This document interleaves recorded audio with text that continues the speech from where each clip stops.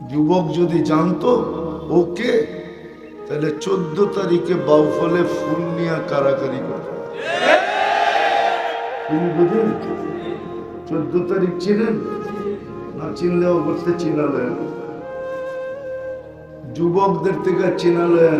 আসতেছে 14 তারিখ, আজকে তো 5 তারিখ, আর বেশি দিন বাকি নেই, এই মাসেই আসবে 14 তারিখ।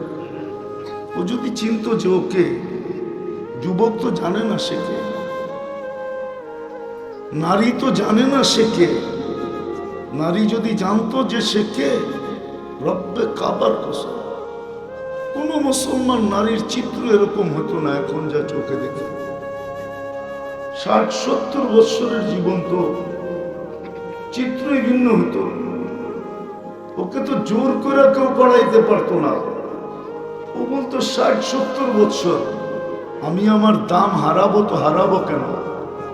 আমি আমার দাম হারাইতে চাই না, 60-70 বছর কাটায়া দিব, কিন্তু দাম হারাবো না।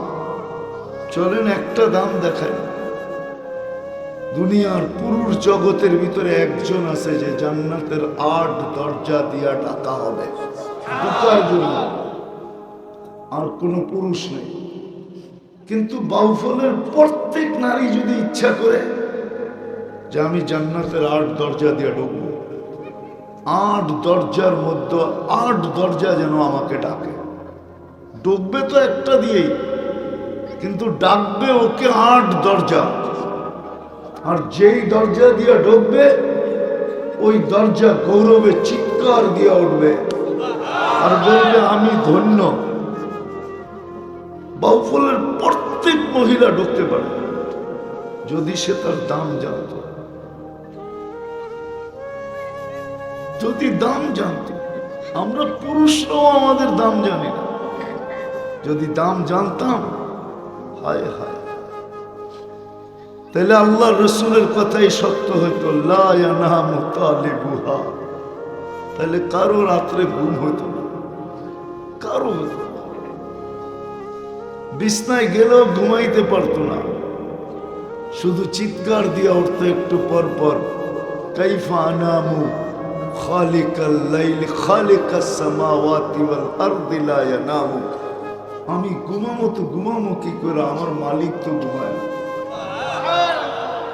যার মালিক ঘুমায় না তার চাকর কি ঘুমাইতে পারে নাকি? আমরা তো চাকর না, বন্দা। কি আমাদের ঘুম আসতো কি করে? আল্লাহ রসুল তো বলছে লা ইয়ানামু তালিবুহা, তাইলে তো ঘুম আসতো না। দিনে হইলেও হইতে পারে, দিনে আসলে আসতো, রাত্রে তো ঘুম আসতো না। কেন? আল্লাহ ঘুমায় না, মালিক ঘুমায় না, আমি কি করে ঘুমাই? দ্বিতীয় আরো একটা কারণ আছে, প্রতি রাত্রের 3 ভাগের 1 ভাগ অতিবাহিত হয়ে গেলে আল্লাহ আমাকে বাড়ির ছাদে চলে আসে। বাড়ির ছাদ চিনেন? দুনিয়া আমাকে বাড়ি, আর এটার ছাদ হলো আকাশ। প্রথম আকাশটা হলো এটার ছাদ। হুজুররা পড়ছে, ফার্সিতে পড়ছে, ফার্সিতে শেখ সাদি রহমতুল্লাহ লেখা গেছেন এটা ছাদ। আল্লাহ তো এই ছাদে চলে আসেন, তো ঘুমাবে কি করে? ঘুমাবে কি করে? কি করে ঘুমাবে? কেননা আল্লাহ যখন বাড়ির ছাদে, তো ঘুমাইতে গেলেও ঘুম আসে না। আপনি এত কাছে আসছেন, আমি দূরে থাকি তো থাকি কি করে? আপনি এত কাছে আসছেন, আমি দূরে থাকি তো থাকি কি করে? এই জন্যই পাওয়া যায় আল্লাহ ওয়ালাদের কাহিনী। মুসল্লা বিছায় চিৎকার দিতে থাকে, किसी को खाने में मजा आता है किसी को सोने में। জানি না বুঝে আসবে কিনা বাউফলের মানুষ।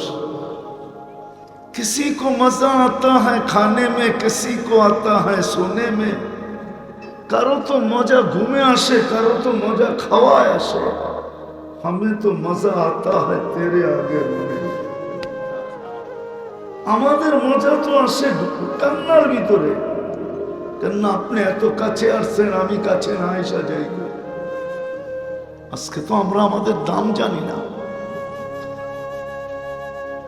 দাম জানি না। পুরুষ নিজের দাম জানে না। মুসলমান হইছি বটে, উম্মত হইছি বটে, দাম জানে না। যুবক যদি দাম জানতো, হায় হায় হায় হায়, তো কোনদিন ইউরোপিয়ান স্টাইলে, গায়ের স্টাইলে নিজের জীবনকে সাজাইতো না। ও তো নিজেকে মুহাম্মদুর রাসূলুল্লাহ সাল্লাল্লাহু আলাইহি ওয়াসাল্লামের আদর্শে সাজাইতো। আদর্শ মতো চুল কাটতো, 50 টাকা দিয়া, 250 টাকা যে বেঁচে গেল ওটা দিয়ে মিষ্টি কিনা নিজেও খাইতো আর নিজের বন্ধুদেরকেও খাওয়াইতো। সবাই যদি জিজ্ঞাসা করতো যে তুই চুল কাটার উপরে মিষ্টি খাস, তোর মতো তো বেকুব কেউ নাই, তো বলবে তোরা বুঝবি না কেন খাই। চুল কাটাইছি, প্রত্যেক চুলের বদলায় সওয়াবও পাইছি। বাকি রয়ে গেল কিয়ামতের দিন। ওই দিন যখন দেখা হবে মুহাম্মদুর রাসূলুল্লাহ সাল্লাল্লাহু আলাইহি ওয়াসাল্লামের সাথে, তো হাত পাততে দেরি করব না যে আপনার আদর্শে চুল কাটছি, আমাকে কি দিবেন দেন না।